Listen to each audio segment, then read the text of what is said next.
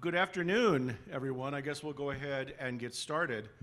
I am David Heska Wanbli Weiden, and it is absolutely my honor and my privilege to be interviewing our guest of honor right here, Manuel Ramos. And let me talk a little bit about how this came to be. So I am a native of Denver, Colorado. I'm a native Coloradan, as we both are. I am the author of Winter Counts and the forthcoming anthology Native Noir, a collection of Native American writers coming out from Akashic in a little less than a year. And so when I heard, I currently live in New York City, but when I heard that this conference was being held here, I was so thrilled.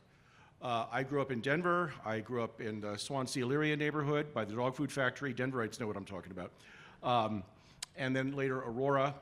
And then I graduated from the University of Colorado, the University of Denver, and then University of Texas, my one foray away from the state of Colorado. So when I heard that this conference was being held here, I was just absolutely thrilled. But let me tell you what was even better. When I was asked to interview this gentleman right here, when I got the call, the email, I instantly accepted. Now, Manuel and I have appeared together in various conferences around the state, and I'm truly proud and honored to consider him my friend. But I am especially honored today to recognize the groundbreaking contributions Manuel Ramos has made to our discipline. I believe that it is safe to say that he helped to open the door for crime writers of color, and he deserves to be recognized for that. Yes, thank you. Please. It is really just wonderful today. So what we'll do is I'm going to talk a little bit about this gentleman. We're going to ask him some questions because there's many wonderful, exciting things still happening in his life, and we're going to get a chance to talk about those. And then I will open it up to the audience in the last 5 or 10 minutes. So if you have some questions, do feel free. And then you'll do a signing afterwards. Is that right? Right. Yeah. Okay, my books are sold out, so I won't be signing, but they only ordered 3, you know. Like, we're tired of you, Dave, you know, but I was just over in the book room and I saw stacks and stacks of this gentleman's book, so please do yourself a favor and go there and have him sign a book for you. The check's in the mail. Okay, right. Let me just start off today and give a quotation from the Los Angeles Times. Speaking about you, sir, he is known as a crime writer, but that doesn't quite capture what he does. His books are love stories, political dramas, and mordant cautionary tales. Now, I don't even really know what mordant means, but I can kind of get from the context that what they're saying here is this gentleman's literature, it encompasses a lot. It transcends our genre in many ways. I mean, we all love crime fiction. You wouldn't be here if you weren't a fan, as I am. But his work, it transcends it. And I had the honor of blurbing one of his last books, Angels in the Wind. Certainly not his final book, that's for darn sure. And I was just blown away with how he keeps getting better and better. But let's move back. I'm going to talk a little bit about his biography here. So Manuel Ramos is a Colorado native, born in Florence, Colorado. His grandfathers included a coal miner and a veteran of Pancho Villa's army. Isn't that right? And his father, a construction worker, and his mother raised him to appreciate education. He graduated from Colorado State University with honors in 1970, and he received his law degree from the University of Colorado in 1973. Now, after several years in private practice, he accepted a staff attorney position with the Denver Legal Aid Program.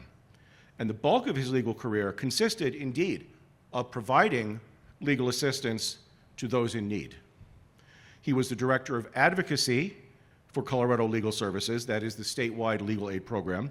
He has served on numerous boards, task forces, and court committees, and he has been the recipient of many awards and other recognition for his legal work. He taught Chicano literature at Metropolitan State University of Denver, where I also taught for 11 years. And, you know, folks, that right there is enough to fill up a career, to work for Colorado Legal Aid, you know, to teach Chicano literature. You know, that's enough. That's career spanning right there. But let's turn to his writing. If you didn't know, he is the creator of the subgenre known as Chicano noir. So he's right there. He's the creator of it. And from his website, I didn't write this, but it was so delightful. I'm going to read just a snippet from his website. In 1986, Manuel Ramos, a burned out Chicano attorney working at Legal Aid, entered, this is from him, not me, entered a writing contest sponsored by Westword, which is Denver's alternative newspaper. His story, White Devils and Cockroaches, won second place and featured Luis Montes, a burned out Chicano lawyer, as the protagonist. And in 1993, Manuel created a larger platform for Luis Montes. Montes roamed Denver's North Side as the protagonist in Manuel's first novel, The Ballad of Rocky Ruiz. Now, I've had this on my bookshelf for a long, long, long time, and it is fantastic. I'll talk more about that in a moment. The novel won the Chicano Latino Literary Prize from the University of California and a Colorado Book Award. The book was also a finalist for the Edgar Award from the Mystery Writers of America.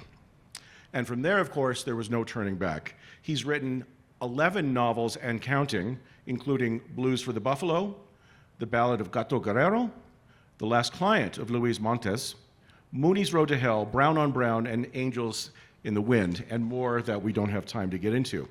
And he's also published a short story collection, and his short stories, of course, have been included in multiple anthologies. And he's received all of these awards. As I mentioned, the Colorado Book Award, the Top Hand Award from the Colorado Authors League, honorable mentions from the Latino International Book Award, and he was a Seamus finalist. But as sort of a career capstone here, in 2021, he was inducted into the Colorado Authors Hall of Fame. That is amazing. And folks, he's not done, okay? He's not done. We chatted before this. Reissues of the 5 novels in his Luis Montes series are coming out. Arte Publico Press has published 4, and the 5th should come out later this year. And he has just completed a manuscript for the next Gus Corral book titled Smile Now, Cry Later, A Mile High Noir. It's about the lowrider community and car culture in Denver, and I, for one, cannot wait to read that. And there is movie stuff happening, which I will ask him about in a bit. So folks, this is, you know, again, I think you can see why I have such excitement over this. You know, this gentleman has really blazed a trail for crime writers of color, and for literary folks here in the Denver community for decades now. And so what an honor it is. So I think that's enough of me. Let's get some questions here. Okay, thank you all for coming. I think we can finish on that note, right?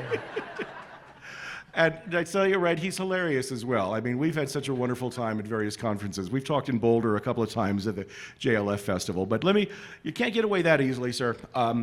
So, again, I'm a Colorado native, and I suspect there are some other Colorado folks in here. Can you tell us a little bit about your early life? You were born in Colorado, and you have spent, I believe, the bulk of your life here in the state, right, if not all? Can you tell us a little bit about your early life? Sure, and thank you, David. That was very nice. And to tell you the truth, I'm honored to be with Dave here, and I know this sounds like tit for tat or something like that, but really, this guy is a tremendous writer, and if you all have read Winter Counts, you know what I'm talking about. He's the real deal, so I look forward to reading much more by David. My early life, well, I was born in Florence, Colorado, as David mentioned, which meant that many years later, I married a woman named Florence. And actually, I'm still married to her, and she's in the back there keeping an eye on me. The town I grew up in had 3,000 people in it when I was born. And it always had 3,000 people. You know, there was a sign at the city limits that said population 3,000. That never changed, and all the time I was there. But it was a cool place to grow up. It was along the Arkansas River. It was rural. There were a variety of communities. Often there were tensions between those communities, but it was also the kind of place where myself and my friends could go riding our bicycles at night, and nobody really worried about us. You know, we were just enjoying the summertime. So from that small town there, my grandparents were coal miners, and my father was a construction worker, and I went to high school there in that small town, and I became acquainted with the librarians in the building that was called the public library, which I'm sure could fit in this room easy. And it was there that I started reading crime fiction, even as a young boy. When the librarian got to know me after I was hung around there for a while, really she trusted my judgment and would let me check out books by Raymond Chandler and Dashiell Hammett and James Cain and Patricia Highsmith. And so no wonder my brain got warped, right? I mean, that was a heavy dose of reality there as seen by authors of crime fiction. Many years later, when I started to write seriously, I just started a novel, as David mentioned, about the burned out Chicano lawyer. And 50 pages into it, I realized I was writing a mystery. You know, and all that reading that I had done as a kid must have stuck with me. And it just came out. And I was happy that happened, you know. I mean, there was a murder in the book, and there was a guy who was trying to solve it. And there was family drama, and there was psychological pain, and there was all that good stuff, you know, that we really like to get into in crime fiction. Well, that is really wonderful to hear. Now, I have a question, a follow-up on that. It's not in my prepared questions here. But, you know, when I first started, like you, I was obsessed by fiction growing up as a kid. And my neighborhood was so poor in Denver, the Swansea, Leary neighborhood, we didn't have a library. But we had a bookmobile that came in. And I would get 10 books from the Denver Public Library every week, and I'd read them. But I didn't understand that Native Americans could write about ourselves. So I'm an enrolled citizen of this Jangula Lakota Nation. And I did not read a book by a Native American author till I was 18. And it was Winter in the Blood by James Welch. And the top of my head just blew off. It seems stupid now, but I didn't realize that we could write about ourselves. It was astonishing. Do you remember the first book that you read? Or the first book that deeply affected you by a Latino or Chicano author? Yeah, David, same experience. You know, all those books that I read, not one Latino or Latina in it. And it wasn't until I found a copy of Rudolfo Anaya's Bless Me Ultima when I was at the university in Fort Collins that the same realization came to me that, God damn, where has this been all my life? You know, I mean, are we so invisible? Are we so rare that there isn't 2 books by Latinos out there? Anyhow, Rudy Anaya, of course, the father of Chicano fiction, and truly a great man, and you know, he won the Presidential Merit of Honor or something like that. And he was a good friend of mine, and he was the generous kind of writer that I really appreciated. He would do anything for young writers, and in fact, he owned a house, a cabin in the mountains outside of Jemez, New Mexico. And if you were a writer and you were working on something, he would turn the house over to you, and you could have isolation and quiet for a week or 2 weeks. All you had to do was buy your own food and make it to the house, and it was your place to write. And so I took advantage of that, of course. But that was the first time that I encountered Latino or Chicano fiction when I was at the university in Fort Collins. And after that, then, of course, it started to pick up a bit more, but we still don't have enough. So you and I have known each other for a number of years, and we've talked about everything under the sun, but I don't think there's a topic I don't think we've ever chatted about. I'm an attorney as well. I don't practice anymore. I didn't practice long. I think you had a long and distinguished legal career. My legal career could be best described as undistinguished and short. Brutish, nasty, and short, I think would be the quote that would describe my time as a lawyer. That sounds like my main character.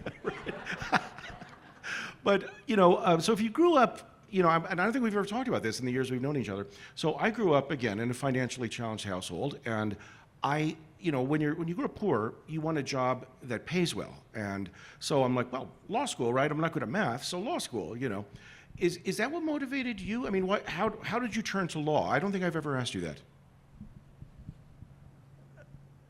When I was at CSU, I was involved in various political activities. And part of those activities included organizing a group of Mexican-American students that first we called the group the Mexican-American Committee for Equality, because we were offended, the 7 or 8 Chicano students who were on the campus at that time, we were offended by the lack of numbers of students of Latino descent. And we wanted to change that, and we also wanted to mix up the faculty a bit more and make the courses a little more relevant to what we thought was our reality. So we organized that group, MACE, Mexican American Committee for Equality, that eventually morphed into the United Mexican American Students, which was a nationwide movement of Chicano students, part of our civil rights movement in the late 60s, early 70s. There were a number of chapters of that group throughout the state, at each of the universities in the state. And when we started to graduate, as almost to every one of us who were leaders of those groups decided that law school was a good way to give back to our community. We looked for various ways to do something with our degree that we thought was important and that would really be helpful. And for some reason, like I said, a number of us decided law school was the way to do that. We went to law school with the idea that we would defend people in criminal cases. We would sue other people on behalf of our community if they needed it. We would give advice and counseling, those kinds of things. And a number of us went to law school and actually graduated and became lawyers. Hanging on my basement wall, every time I go down there to exercise, I see this picture hanging on my basement wall of various people, guys who were at the law school at that time. And unfortunately, this was a time when the male students got together for a conference. We lined up and somebody took our picture, and you can see we all have long hair and bell-bottom jeans and jean jackets. We look like we're auditioning for maybe the musical Hair or maybe the Carlos Santana look-alike contest. Anyhow, it's a great photo, and it still inspires me to this day because each of the people in that photograph went on to do something that I'm proud to say I knew those guys and appreciate what they did. Well, let me segue off of that, because obviously you've written a lot, crime fiction, that is influenced by your time as a lawyer. So how has your work as a lawyer, how's your legal training affected your fiction? Well, initially it affected it in a negative way. Oh.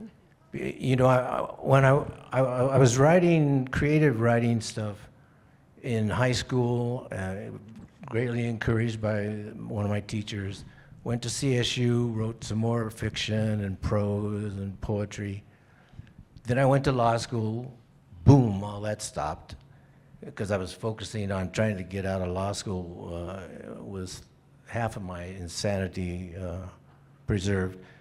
And then when I became a lawyer, of course, trying to build a career, trying to really understand what I was doing, I laid off the creative writing for quite a while, a number of years, until I decided I needed to get back to it and do something in a different way.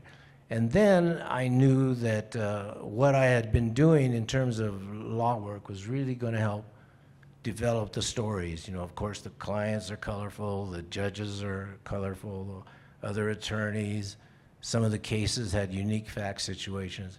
So it all churned the imagination, right? It got the juices flowing because of the legal writing. And legal writing, as you know, Dave, is very different from what you do creatively. But the one thing I can say about that is that it taught me discipline, right? I had to be very disciplined with my writing as a lawyer in order to convince the judge that I was right. You know, I had to be persuasive, clear. I had to sound like I knew what I was talking about. And so all that carried over to, I believe, my fiction writing. My experience was the same. Legal writing could most charitably be described as turgid, but it did teach me, the discipline, because you only have so many pages for a response brief or something. But let's move on to the totality of your oeuvre, of your, all of your books here. What would you say? I mean, I've read a good number of them. I haven't read them all, but I plan to. What themes and subjects have been most important to you, in addition to the obvious one? In all of your books, what do you return to most often? What would you say is the theme? Is there an overriding theme, or do you just go book by book?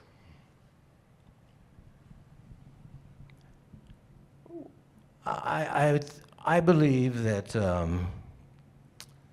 what I'm trying to do with my fiction is create a universe for readers where they can see that my community is really their community too, if that makes any sense. I'm fully aware of the problems that people of color have in terms of, we're all familiar with racism and discrimination, all that stuff we're very familiar with, and we need to be reminded about that in order to make changes. On the other hand, I would appreciate it if people could just check us out as human beings. And so with my fiction, I try to do some of that, but it's hard, it's very difficult to portray people in the sense that this is the way I really see my fellow human beings. So that's not a theme necessarily, it's just the way I approach the work, the way I come to the stories. But in terms of themes, I've talked about gentrification and the harm that's done to communities that have existed for decades and now are no longer there, which has happened in Denver to a serious degree. I mean, there's been some really turbulent gentrification happening in Denver. I've talked about violence and why is violence so prevalent in our society today? It's always been there in one form or another, but we react to it in different ways, and there are, I think, some real serious reasons for it that I'm exploring, and actually the book I just finished tries to take that a little bit deeper, to understand where that's coming from, this sense that if you watch the news, you know what I'm talking about, right? I mean, sooner or later you start to feel, I don't really want to see any more of this, I mean, there's got to be something good happening in the world. And to an extent, some of the newscasts try to present at the end, here's the good news tonight or something like that. But still, the human condition as it's such is always going to have that and we can only do what we can to minimize it as much as possible. So that's another theme. You said something here, two things that really resonated with me. So my novel, Winter Counts, deals with the Rosebud Reservation, and it's, I think, one of the very few pieces of fiction ever written on the Rosebud Reservation or about the Rosebud Reservation in South Dakota.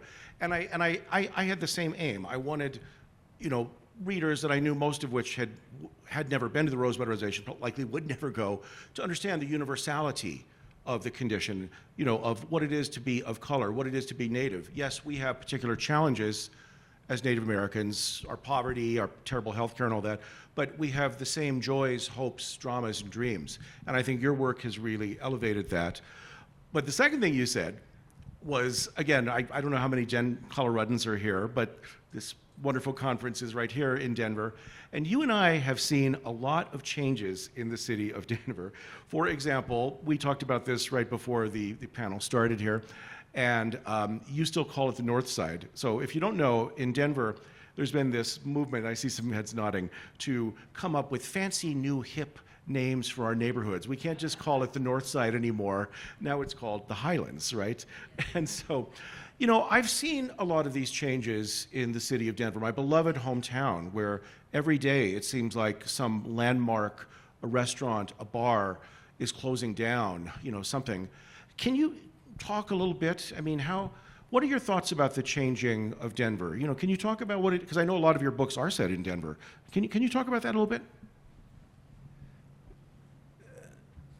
My very first book, The Ballad of Rocky Ruiz, in terms of when it takes place, is right when Denver, for whatever reason, the politicians of Denver decided that they wanted to be a world-class city. You know, that Denver was going to leave its cowtown identity behind and become something else.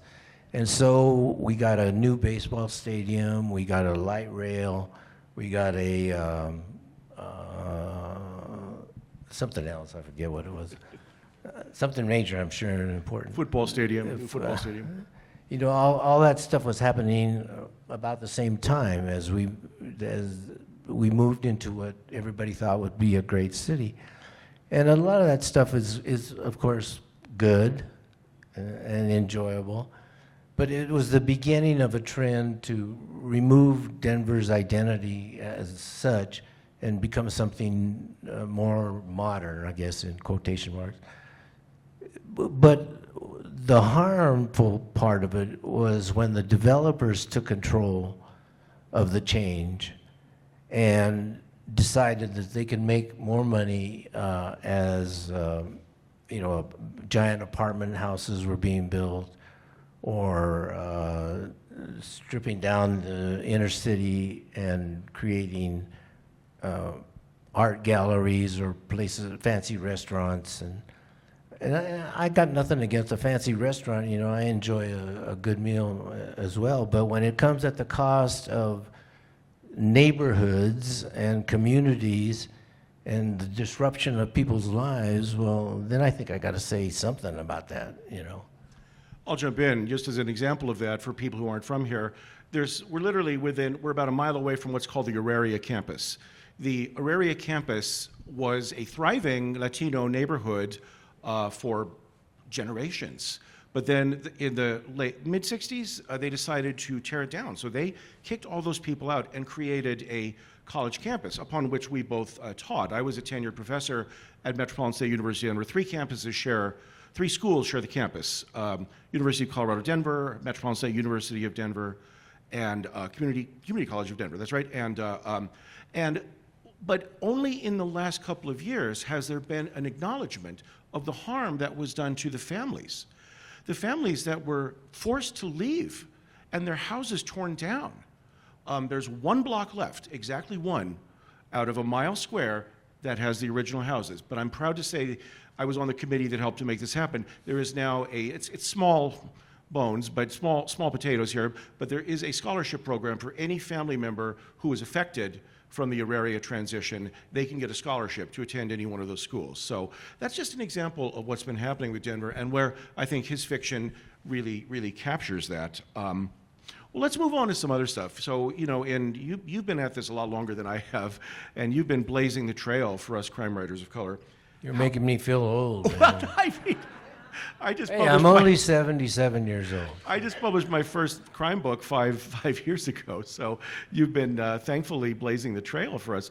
How, you know, and lots more to go. How have you seen the literary landscape change for crime writers of color? I see some of my fellow crime writers of color people in the room here. How have you seen it change in the last few years? Do you have any thoughts on that? Well, what you just said is one thing. There are crime writers in the audience. You know, When I first started getting published, I would go to conferences and I was it, man. And that's changed now, and that's a good thing, and I'm so happy to see that. And organizations like Crime Writers of Color are essential and necessary to keep us in the literary spotlight where we rightfully belong, just like anywhere else. When I first got published, it was with St. Martin's Press, and my editor was a young woman who might have been a couple of years out of college and was working hard and was a decent editor. But I got to say that I'm not sure that publisher knew what to do with me. What was I after all? Was I a Latino writer, or was I a mystery writer, or was I something else?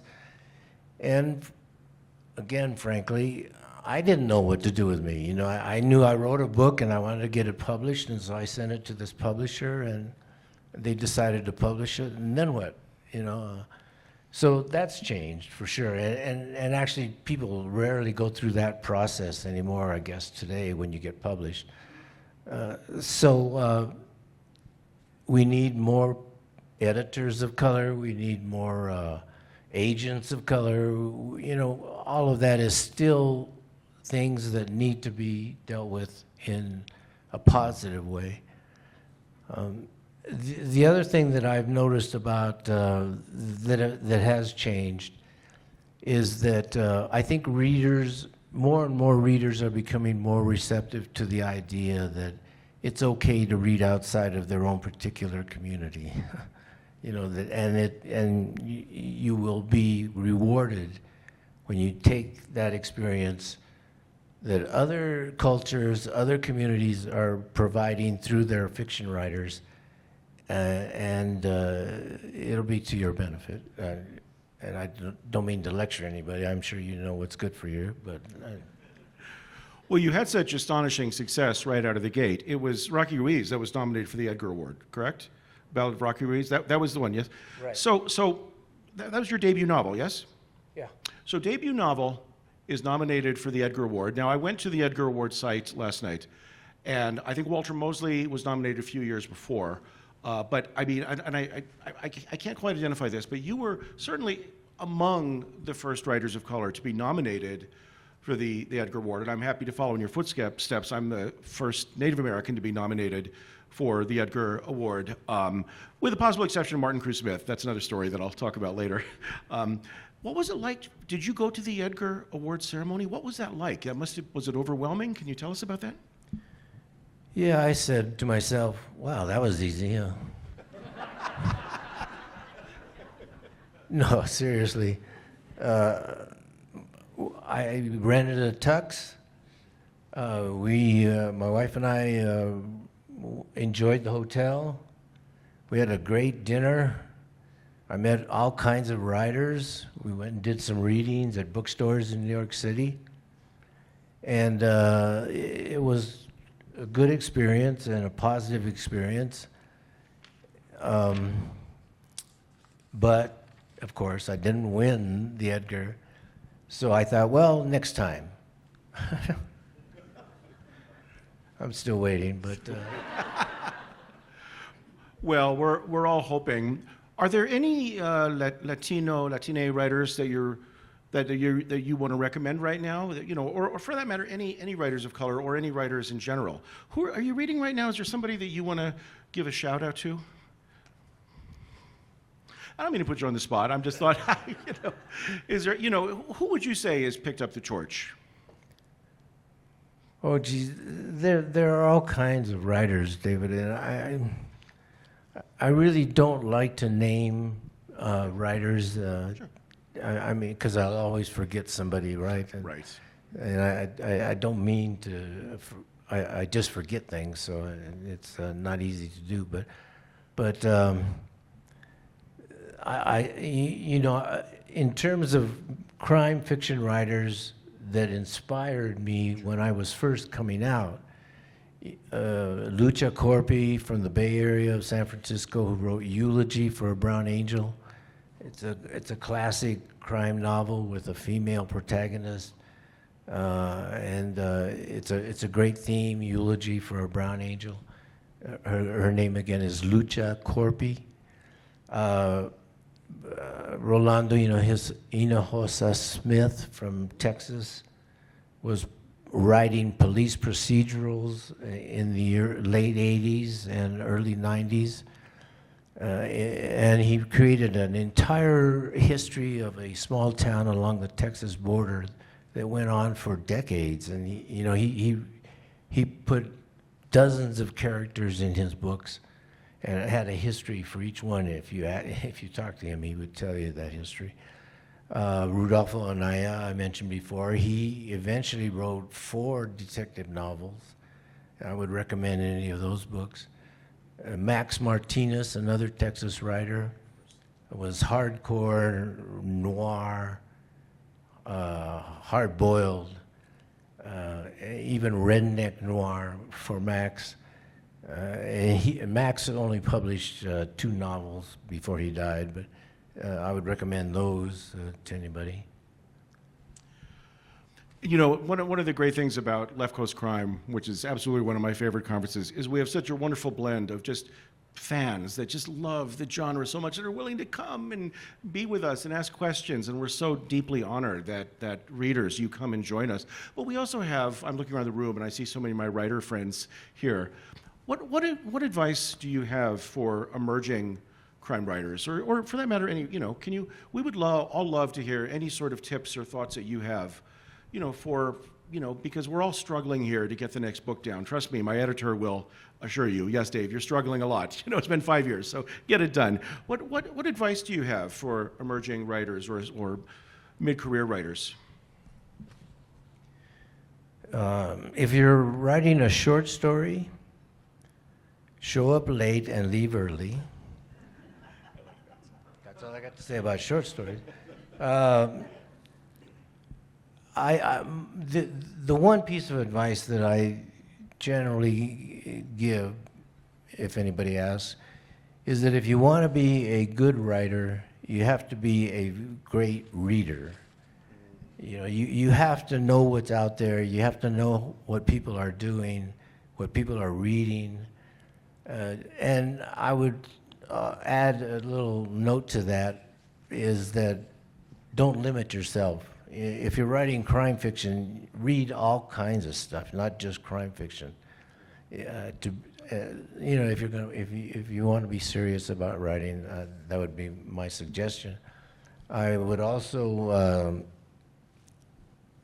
mention that it doesn't do anybody any good to talk about writing and then not write.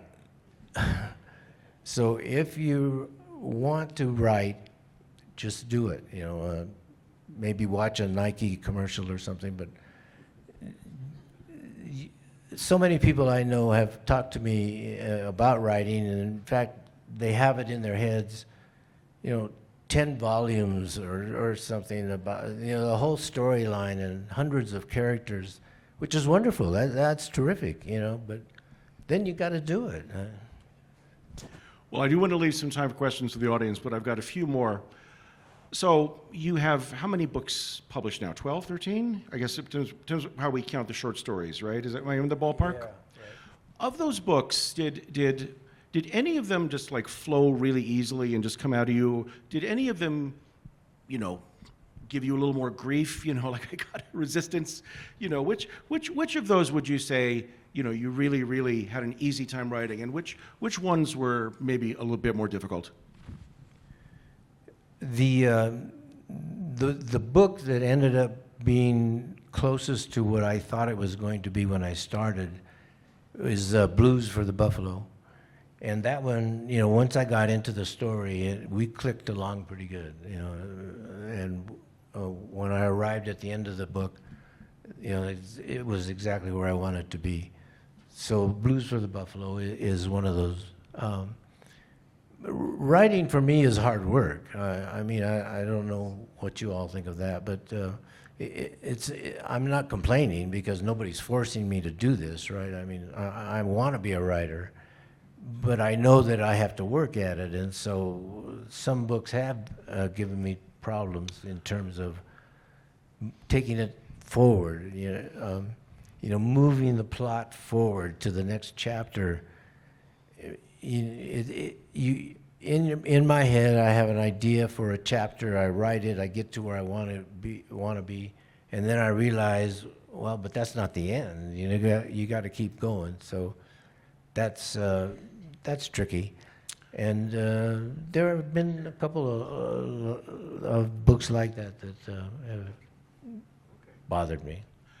I've got one last one. We've got about 5 minutes left, and I do want to leave some time for folks. But we cannot leave here because I know there are many, many exciting things still happening. What's next for you? I know you've got 2 or 3 projects. Can you tell us a little bit about what should we, your fans, look out for? The reprints of the Montes novels, the first 5.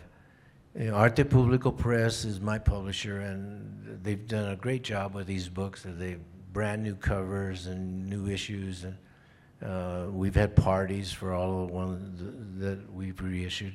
So watch for that. There's one more to go, I believe, and that'll come out later this year, the Brown on Brown. Watch for, we do have Warner Brothers as option 10 of the books, so we're looking forward to see what happens with that. They've got a year, and then they can extend it for another year to put something together. But it would really tickle my fancy, as they say, if they put a series together, and with 10 of the books option, could happen, huh? I hope. Those of you who have been hanging out with me in the bar have heard me complain because ABC they were going to turn Winter Counts into a TV series, and they just sent the rights back to me. So I've been drowning my sorrows here, all conference-wide, and there's no end to that, by the way. So we'll continue to do more of that. I do want to, but we are crossing our fingers for you. Folks, we have about 3 or 4 minutes. Who has a question for our distinguished guest? Right over here, sir.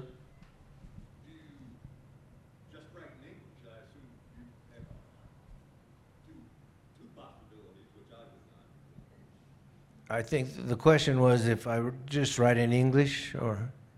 Yes, I would say my books are English.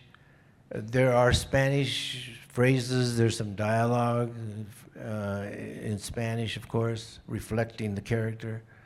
But my wife reminds me that when she was helping to organize KUVO, the public radio station here in Denver, great jazz station. If you like jazz, you should listen to KUVO, 89.3 FM.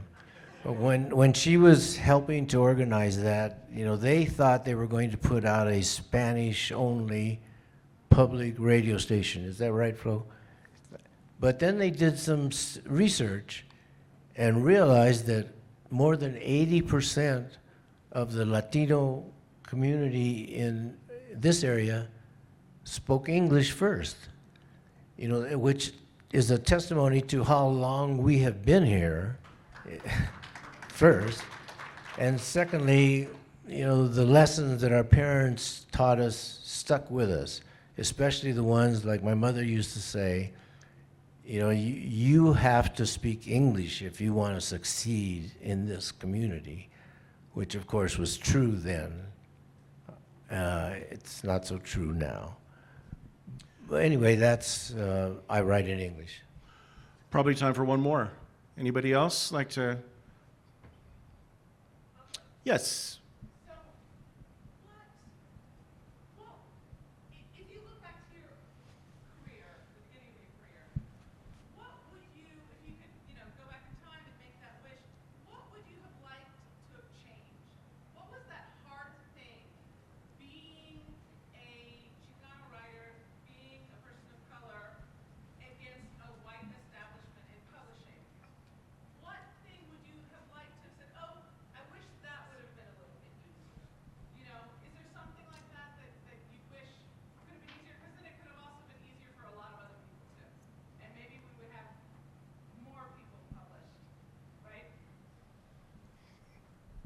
Something that I wish would have been easier as I was building my career. Is that right?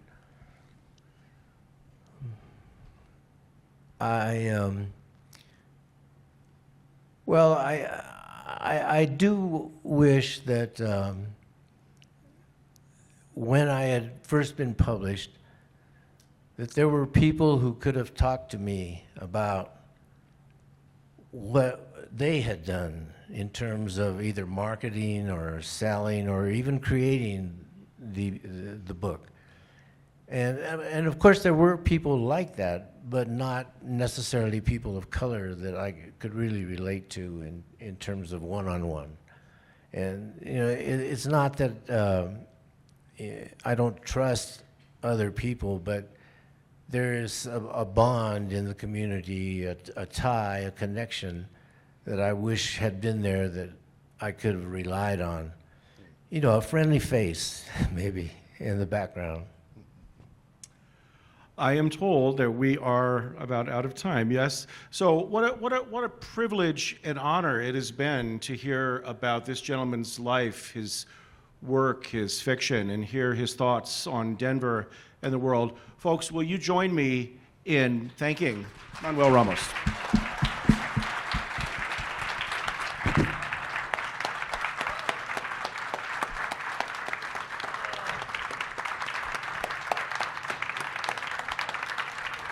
He's signing books, folks. He's signing books. Thank you all so much for coming. It means a lot. Thank you.